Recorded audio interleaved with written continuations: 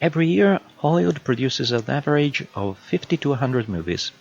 In the same time, in California alone, 11,000 porn videos are produced. This is Exploring Unusual Sex, the podcast about odd stuff that helps understanding everyday matters. Our host today, from Milan, Italy, is author, journalist and personal coach Ayzad. Welcome! In this episode we talk about hamsters, respect, Canadian towns with silly names, forbidden sex toys, and much more. Let's get starting, and you know the first topic very well. The reason I know you are big pornography experts too is simple. Everyone is. In 2018, Pornhub, the largest website about that, counted an average of 92 million visits per day, but online there are 185,000 other pornographic sites. One research shows that 93% of males and 62% of females begin watching porn before legal age. In fact, the average age of first contact with porn today is 9, and for 9 adolescents in 10, it constitutes their only form of sex education, so to speak, which is quite the problem. Let me be very clear on this. It's not a moral problem, since age decreased a bit, but throughout the centuries the youth has always been exposed to sex and its representations. For my generation, it was the porn magazines in grown-ups' drawers or hidden behind bushes, and for the current one, it's a smartphone, but nobody will lose their mind for it, just like nobody did in the previous generations. The problem is that, without any other information source about sex, the prevailing concept is that normality, or to be more precise, the normality you should conform to, is what it is portrayed in porn. But in the 21st century, pornography is anything but normal, beginning with its commonplace practices. Just think, for example, of squirting, that before the year 2000 was practically unknown, and that in the real world only concerns 5% of women, and yet nowadays is considered a common expression of pleasure. Let's talk about fisting, which surely is possible as a practice, but not without long preparations, or, if you will, just simple anal intercourse, which is not exactly part of your everyday repertoire outside of websites, and not without the preceding cleaning phase that never gets shown anyway, surprising many when it comes to it.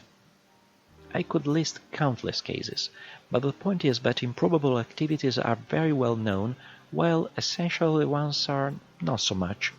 The consequences can be occasionally positive.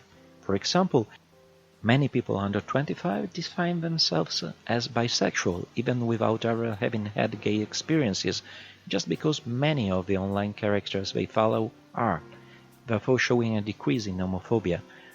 Learning about many diverse practices makes you more tolerant and easier to explore new forms of sexuality. On the other hand, this also normalizes questionable behaviors.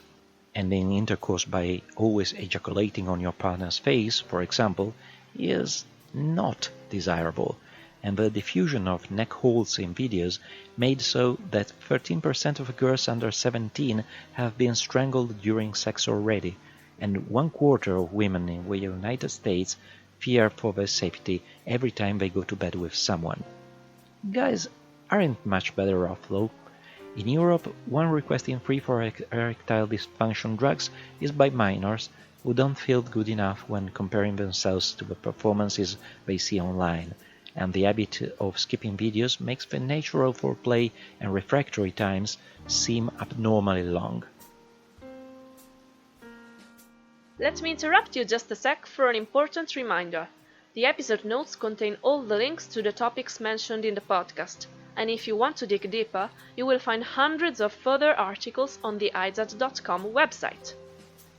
If you are now asking yourself why am I talking about porn in a podcast about unusual sex, let me respectfully remind you that porn is fiction and not part of sex, just as much as the Fast and Furious movies don't look anything like the reality of commuting. But don't worry, most people forget that.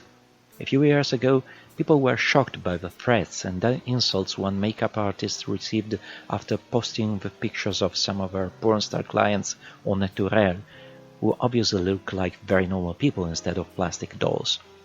Somebody appreciated that, but some fans went crazy, unable to accept reality.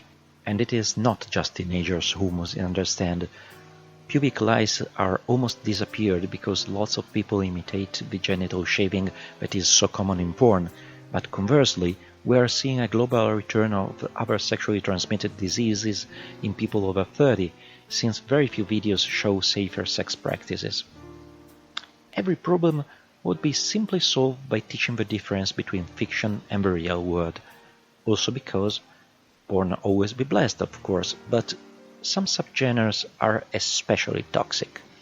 There is a whole openly misogynistic trend that even praises Trump and the rape culture he represents, another one based on a supposed war between whites and blacks feeding the racist paranoia of the so-called white genocide, the one fetishizing anorexia, and numerous other genres that, when taken at face value, definitely cannot have positive social effects.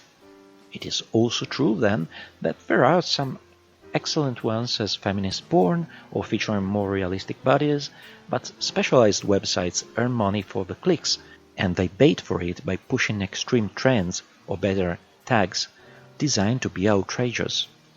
At the end of the day, a balanced representation of sexuality is way low in their priorities, although this also begets paradoxical situations such as the one of Ryan Creamer, a rather successful guy doing videos where he subverts stereotypes by interpreting roles like the pizza guy who apologizes for being late and goes away, or the boyfriend who merely watches Netflix with his partner.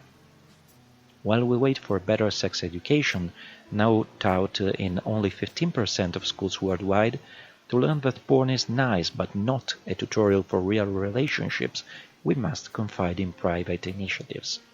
The most important one for over 10 years is called Make Love Not Porn, but it is in English only, and similar efforts in countries speaking other languages have been shut down merely after months.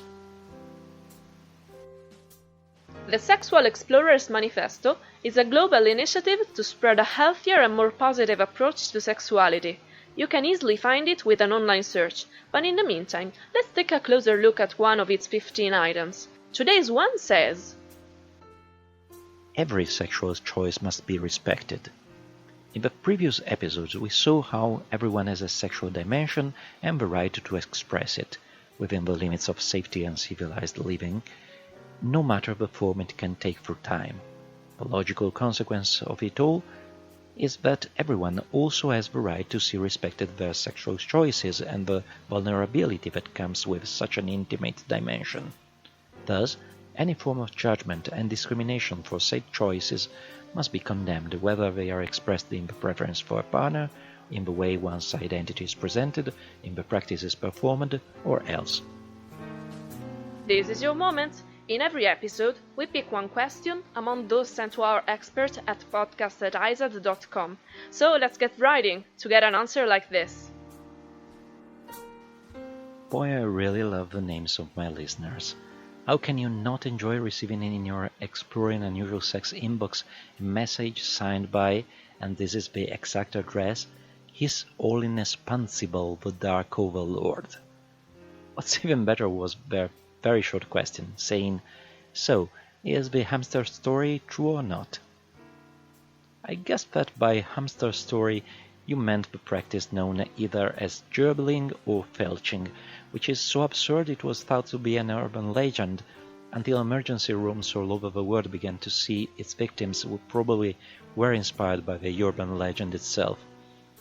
It consists of taking a hamster, I'm serious, tightly wrapping it in sticky tape, loop it all up, and, obviously, shoving it up your ass.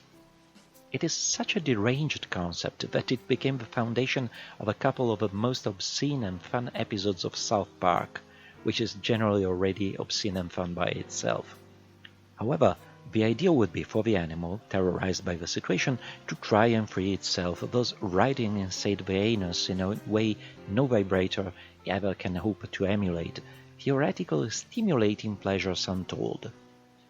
There is just a couple of tiny issues not considered by this brainwave. The fact that there is no oxygen in your butt, and therefore the creature rapidly dies, and zoology. In fact, hamsters are rodents, and rodents know. They know so well, especially when they are about to meet their maker, that they easily cut through the tape, free their tiny paws too, and dig out an escape route. Unfortunately for them, it is a desperate effort, but if you now consider that the inside of a rectum has very thin and very vascularized walls, you can imagine the effect of a neurotic grater right there, and the reason for those urgent patient intakes. On the other hand, in those cases where the bandaging holds, you end up with a cadaver up your ass. Maybe you manage to extract it, but maybe you don't. And maybe you don't means risking a world-class infection in addition to the embarrassment of having to ask a proctologist to play Tomb Raider in your intestine to recover the molten remains. In the light of all this, I believe you understand why actor Richard Gere, who Gossip Rex described as a Gerbil enthusiast, more or less left the scenes and went big into Tibetan politics just to try and make the story go away. After solving this doubt too, I want to remind everyone that sex should always be a pleasure, not a problem, even when it is uncommon. However, if you are experiencing issues, I can help you as a personal coach to discover together the ideal strategy to win back your happiness in this field.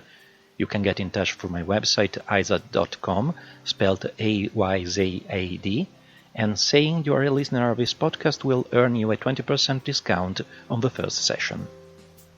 This episode is almost over, but we still have time to read one entry from XXX, the Dictionary of Unusual Sex, available in online bookstores everywhere, but in Italian only for the moment. Today's entry is dildo, an artificial phallus. The name is a misspelling of a late Latin word dilecto, meaning pleasure or toy. And while there is no standard use for this word, it usually refers to stylized and non-realistic items without vibrating mechanisms or other weird features. Even if archaeologists keep exhibiting them in museums with patently wrong labels, such as votive item or a spear handle, it is evident how humans sculpted sexual toys already in the Stone Age. In the ancient Chinese Sexual Culture Museum in Tongli, near Shanghai, a 6,000 years old green jade dildo can be seen, removing the last dust on the antiquity of such items.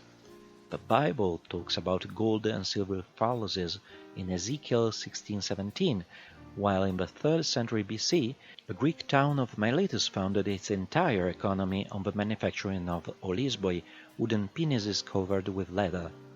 Modern dildos are literally available in every possible size and material, including monsters with a 5 inches diameter and versions in surgical steel, obsidian, pyrex, cyberskin, and more. In 2007, this discovery that many PVC and gel models contained phthalates, which are potentially carcinogenic compounds if they touch mucous membranes, drove to the mass recalling of millions of dildos worldwide. One last trivia: Canada has a nice town called Dildo, which however has nothing to do with fake cocks and has in fact tried many times to change its name to improve its image of target of countless naughty jokes. And that really was it. Before leaving you with one last unusual sex fact, I want to thank you for listening and invite you to follow me on my social networks and above all on my website ayzad.com, which is also the ideal place to sign up for my newsletter. That way you'll get straight in your inbox new articles, reviews, invitations to events, and the notification for new podcast episodes which you can listen to and comment pretty much everywhere, like iTunes, Spotify, YouTube, Spreaker, and so on. If you liked exploring unusual sex, I would also like to invite you to fill the Tell Me About You form you can find linked in the episode notes, so you will help me make the next episodes even better and closer to your tastes. Finally, you can also lend a hand by telling your friends about this podcast and writing about it on your social networks. Thanks, and before moving on to the next episode, here's the fact I promised you. In the United States, it is illegal to fly carrying dildos longer than 7 inches in your hand luggage.